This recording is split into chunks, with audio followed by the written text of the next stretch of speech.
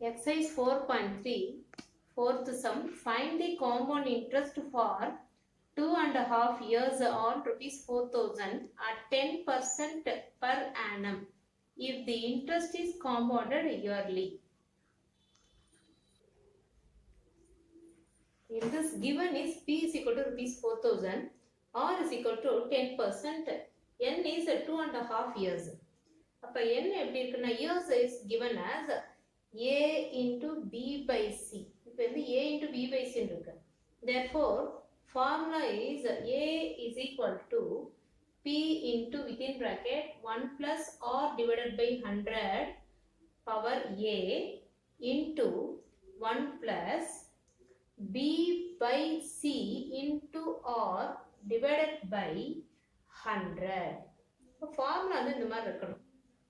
So, ஏன்னா fractionல இருக்கு. N is in fraction, given in fraction. Years எப்படி இருக்கு? 2.5 years. அப்ப இங்க A is equal to 2 ன்னு எடுத்துக்கணும். B by C வந்து 1 by 2. A is 2 and B by is 1 by 2. So, formula வந்து இந்த மெத்தட்ல எழுதணும். A is equal to P into within bracket 1 plus R divided by 100 whole power A. A வந்து இங்க 2 ன்னு சப்ஸ்டிட் பண்ணிக்கணும். R is 10. 1 plus B by C. B by C வந்து 1 by 2 into R. R இங்க வந்து 10 ன்னு சப்ஸ்டிட் பண்ணிக்கணும். இப்போ சிம்பிளிஃபை பண்ணி ஃபர்ஸ்ட் நம்ம அமௌண்ட்டை கண்டுபிடிப்போம், அதுக்கப்புறம் காம்பவுண்ட் இன்ட்ரெஸ்ட் கண்டுபிடிக்கலாம். P என்ன கொடுத்துருக்காங்க? rupees 4,000. So 4,000 into within bracket 1 plus Rன்றது 10. 10 divided by 100 whole power. இங்கே A என்ற பிளேஸ்ல என்ன பண்ணும்? 2. 2 சப்ஸ்டிட் பண்ணும். into within bracket 1 plus B by C. B ன்றது என்ன? 1. C ன்றது 2. அப்ப 1 by 2 into R வந்து 10 whole divided by 100. இந்த பவர் இப்ப க்ளோஸ் பண்ணிக்கலாம். இந்த பிராக்கெட்டை க்ளோஸ் பண்ணிக்கலாம். சிம்பிளிஃபை பண்ணுவோம். 4,000 அப்படி வச்சுக்கலாம். within bracketல இதை சிம்பிளிஃபை பண்ணலாம். இந்த 1 0 1 0 கேன்சல். அப்ப 1 plus 1 by 10 power 2. இங்கே கவனி, இந்த 1 2 is 2, 5 2s are 10 ன்னு அடிச்சிடலாம். திரும்பி இந்த 5ஐயும் 100ஐயும் சிம்பிளிஃபை பண்ணலாம். 1 5 is 5, 2 5s are 10, இங்க 0 இருக்கு, போட்டா 20 times. அப்ப இங்க என்ன இருக்கு? 1 plus 1 divided by 20. இப்ப இதை கிராஸ் மல்டிப்ளை பண்ணலாம். இங்க 1 into 10 10 வந்துரும். 10 plus 1 11, 11 by 10 இருக்கும்.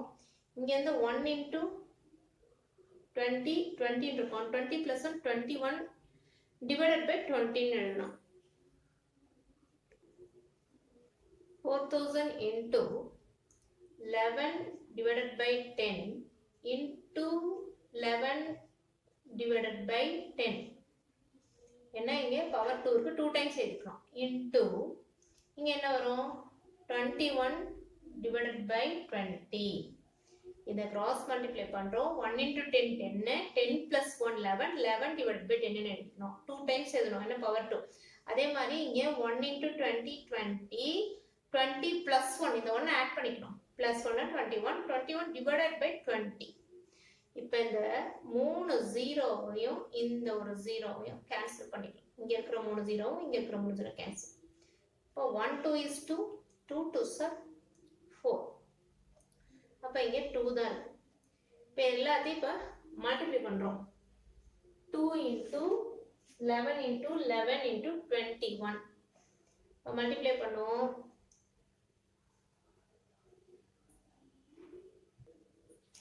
இந்த 2வையும் 21ஐயும் மல்டிப்ளை பண்ணுவோம். 2 into 21 42. 11 into 11, 11 11s are 121. திரும்பியும் 42ஐயும் 121ஐயும் மல்டிப்ளை பண்ணி ஆன்சர் பண்ணணும். ஃபர்ஸ்ட் 2 ஆல மல்டிப்ளை பண்ணுவோம். 1 2 is 2, 2 2s are 4, திரும்பியும் 1 2 is 2. இப்போ நெக்ஸ்ட் 4 டேபிள் ஆல மல்டிப்ளை பண்ணுவோம். 4 1 is 4, 4 2s are 8, திரும்பியும் 4 1 is 4. மல்டிப்ளை பண்ணா நமக்கு கிடைக்கிறது இதை ஆட் பண்ணிடலாம். இங்கே 2, இங்கே 8, இங்கே 10, பேலன்ஸ் 1 வரும். 4 plus 1 5. இப்போ 5082.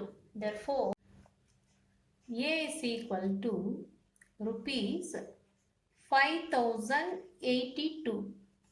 இப்போ நெக்ஸ்ட் கவனி என்ன கண்டுபிடிக்கணும் compound interest CI is equal to என்ன ஃபார்முலா A minus P.